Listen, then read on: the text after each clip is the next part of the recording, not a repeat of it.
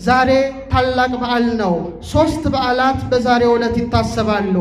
የመጀመሪያው የእግዚአብሔር የቃል ኪዳኑ ታቦት ወይም ታቦተ ጽዮን በተማረከችበት በፍልስጤም ሀገር ዳጎን የሚባል የፍልስጤምን ጣዖት ቀጥቅጣ የጣለችበት ታላቅ በዓል ይታሰባል።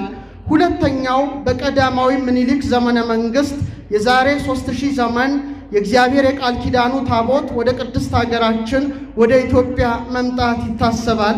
ሶስተኛ ደግሞ የመጀመሪያዋ ቤተ ክርስቲያን በእናታችን በቅድስተ ቅዱሳን በድንግል ማርያም ስም በሀገራችን በኢትዮጵያ በ330 ዓመተ ምህረት በአብርሃና ወአጽብሃ ዘመነ መንግስት በኢትዮጵያ ለመጀመሪያ ጊዜ ቅዳሴ ቤቷ መከበሩ ይታሰባልና ለዚህ ድርብርብ ጸጋ ያደለን በዚህ ዕለት የሰበሰበን የአባቶቻችን አምላክ ልዑል እግዚአብሔር ስሙ የተመሰገነ ይሁን።